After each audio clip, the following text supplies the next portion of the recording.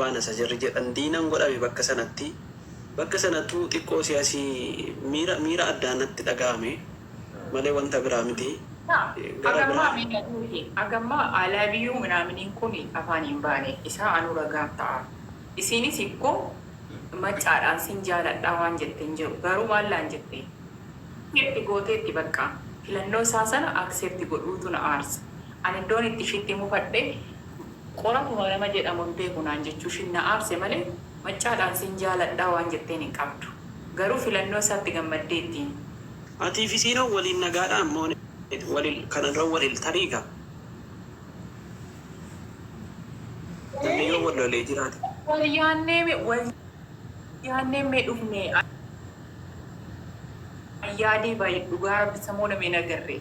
Ayyaadeen ishiillee yaadee sillee yaadee biqoo illee yaadee biqoo bakka amma misirroodha hin jeeqnudha waa biraallee kaasuun hin danda'amu beektee misirroodha waan jirtuufi yoo dhuma jaalala keenya iyyuu nagaa waaqayyo gaafachuudhaan isoo ta'inneeti afaanuma balbalaa dhaabannee goo ilaallee assalaamu alaikum jennee deebinaa beeke.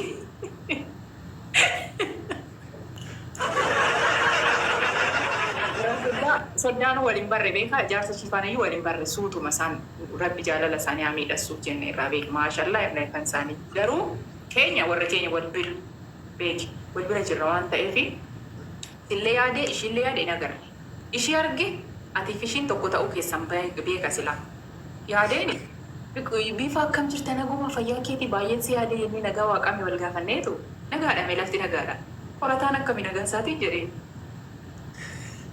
kanatti barkadhu rakkoon biraan jiru bari qorataan akka bella meemi afaan oromoo yoo galuu fi didee ingiliffa fa'aan gaafachaa ture weris qorataa qorata atamma booda waan siidaa obboleessa booda ani deengadda yeroo ijoolleeni ila hafuura jaalalaa waan jedhamu si keessaa baafnaa gaafa jarri siin jedhu dhiisi qorata dhiisi jabeeffadhu tokko gaafa siin jedhu nadidde har'a immoo akkati jechuudha qobaataftu dura bu'eenatti beeksisee ture. Waa'ee qobaa dubbatinaa kana mataan liqubaa. Amma ati naa wajjin yoo haraara deemte sammas achitti rattee nama na tumsiifta waan ta'eef utuu kun hin ta'in wama gaarii wama si fakkaattu wama si madaaltu wama si biraa bareeddu akka kee dandeetti walaloo qabdu rabbi siifa fidu jedha jajjabinan si hawwa. Wantu ta'e beektaa guma tokko jaarsummaa natti dhufte. Qorata ayyee. Maal gotti isheen immoo qorataa baay'een jaaladhaa naan jette. Yeroo amma kana namni amma kanaa dhufee waggaa meeqa naan jette waggaa 5 waggaa 6 naan jette. Kun afuura jabaa afuura ture kun fidishoo. Moonet. Isin moonet. Ulfaatu dubbatu garuu hamba akkatti boquun cabe tokkodha. Wallaahi isinitti himadha. Tokko obboleettiin dhabe lama nama walaloo wajjin hojjedhu walaloo har'a booda wajjin hojjedhu itti anis isii wajjin dhaabeen jira. Inni lammataa immoo kan doktora akkas jetti yookaan naan adda baate jedhee amma isiiraa dhaga'utti abdii irraa muruu jaalalleen qoosisii qofa ammaa fi jaalallee biraan qabu. Nuti bar jaalallee biraan jechaan jirru nuti seenaa jaalalaa waan jaalalli ilma namaa gootu sitti maal jirraa beekee qorataa. Ila tokko si bochi ati qubayyuu isheen qabdu. Ati kabiraa bocha isheen siyyuu quban qabdu. Ishiin ati bochuuf immoo kabiraa harka jirti si. Wanti sarkilii deema beektaa wanti naannee dhufee akka sarkilii deema dubbiin garuu maal jedhani Oromoon akkasitti mammaaku beeki warqeen harkatti baatani akka barruu harkaa fakkaatteedhan ati ani namni yeroo baay'ee obboleessi kee akkasii naan jedhu dhaabbiin qabu jedhan akkuma barbaadetti baqa sammuunsaa qalbiinsaa hin hatamaadha akkumii namaas daddabeeraa beekee haadha eeboo maal goota beektaati mimee binuuf kadhuuti ishee amma shaatu guutuu kana jechuudha. Buufadhu kubbaayyaa isa guddaatti buufadhuuti gixxim godhe Muka dududaan ciisitee jechuudha. Ifu yaadame. Amma hin jenne booda. Nu biratti feentiin akkaltee namni amma rakkoodha. Manichi garuu overdoosii akkasitti hin taane eegan. Mooneet isa dhugaa wallahi boqonna jabeera baran. Walaloo lammata wajjin hojjedhu itti bara. Amma akkana goona.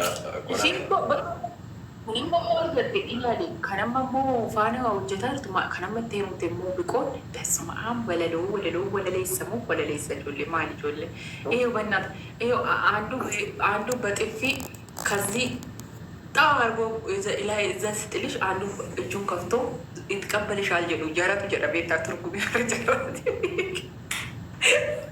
አንዱ በእርግጫ ከወጡ ሰር አምቡላ ቁንዲ ከሰኑ ሞን እስሊን ጃለለ ሱማ ሞቲ እሱ በሚልክ ያ ሆነም ዱጋ ሲኒት በቀተን ካንተ ሞን ሊቅምሲ በቃላ ካንኮን ጀዲቲ akkana goona qorata waa tokko sitti himan silasi siif jecha wantoota hedduunaan jedhamaa jira waan ta'eef jaarsa waa wayii tarii hidhata gar tokkoo qabu jaarsa waa fudhatee deemu jedhamee maqaan na bahee jira yoo ati keessa kan kee qulqulleessitee waan adeebi'u jette hin beekta hin goona indee akka ni deebi'u. No, an doktorii malee waan nama tokko iyyuu hin fedhu. Doktorii malee nama tokko hin fedhu. Namni doktorii jaallate achumaan du'a. Bareeda dhaga'u kooti deengadda maam Allah subhanallah bakka waa. Yaa dhuma an dhugaar sitti moo ila namni qorata akkatti zacha gootee jiraachiftu. Doktoruun biiftuudha. Maaliif beekta in sodaata sin jaalatas. Amma qorataan of dhaggeeffate ishiinu qalbiin ishiin hatamu silaala beeki. Amma shamarran kun maal feena beekta? Nama qalbiin nu jaalatu, nama nu kunuunsu, nama nu dhaggeeffatu, nama ijjannoo qabu keessattuu nama dhaabbii qabu. Dhaabbii fi ijjannoo qaba taanaan abbaan barbaade dhufee asiin asiis yoo sittaase dantaa isaayyuu norattu beeki. Garuu akkuma bishaan gabateerra nurkaa inni lola asii achi qalbiin isaa hin hatamu yookiin asiif achi jigataanaani. Eenyumtuu wanni qabaachuu qaba beekti abbaan manaa bee maal jedhanii beeku utubaa manaatiin manni tokko qabee dhaabuu danda'u. Abbaa manaas immoo qaba dubartiin abbaa manaa jalatti kan isheen bultu waan ta'eef ijjannoo qabaachuu qaba kutannoo qabaachuu qaba noo jedhee loluu qaba. Sani amma garuu qorataan ani mee of dhaggeeffadhu sirriitti itti yaadi beeki. Isa kana sirriitti itti yaadeeti adda baafadhu koo komentii wayinayee. Komentiin yaadachiiftani waan namni dubbisaa jiru barreessaa jiru neevar dubbisaa jiru gaa'is dhiifama guddaa isaa ishii wallaahi. Maal jechuu barbaadde qashtii? Atumtuumee narra feettee laayee biirraa baate beeknuti marmara. Hin beeku. Mooneet amma mala maal nama itti akka obboleessa keetiitti. Ani akka obboleessa kiyyaatti of dhaggeeffadhu siin jedha. Deebi'iitiin immoo jechuudha. Nama biraan waliin lole akka obboleettiitti kan isa gorsu. Kar amma fakkeenyaaf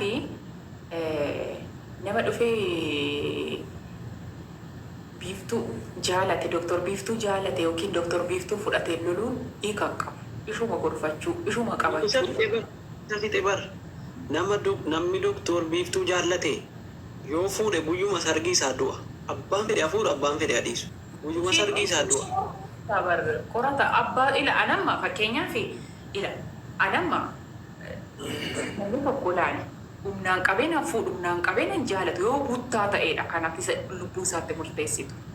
Otoo isheen hin jaalati humnaan qabee yoo si jalaa bute itti murteessuu dandeessa.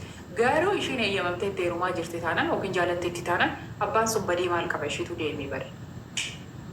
Akkas amma wannan siidhaamu qorata atamma waan si dhibu keessaa yeroo kun sii fi black day yookaan guyyaa dukkana guyyaa si biratti guyyaan kun sii fi guyyaa addaati guyyaa ati waa lamatti dhabdi sii galeen ammas gajjabeessi akkati sirriitti itti yaaddu godha. Isin waa'ee dhabuu qofa natti dubbattu falanaa kaa'inaan nagaan bula. Fala sii kaa'uu kan hin deemna. No. Hai. Akkamnaa wayyeennaa an tasgabbaa itti maal jechuudha?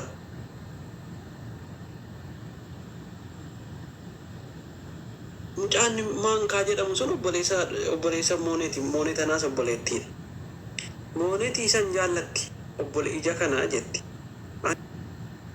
Ani immoo anaan tasgabbaa'ee obseetti. Bar mo'atamee bara. Nama mo'atamee bara. Akka isaanitti mo'atamee bara. Dhugaa dubbachuu. No. Waa tokko nama tokko hin dhagahuun. Hin mo'atamu. Dhugaa dubbachuu. Moonetii nan jaalladhaa. Gorsiisii amma dura qoricha naa ta'a ture. Ammallee qoricha naa ta'a jedhee yaada. Garuu bakka mo'atamuu kanatti hin ciisu abada. An jaalallee lama hin qabu. Tokkitti hin qabu. Tokkitti hin qaban. Lama hin qabu sinii galee.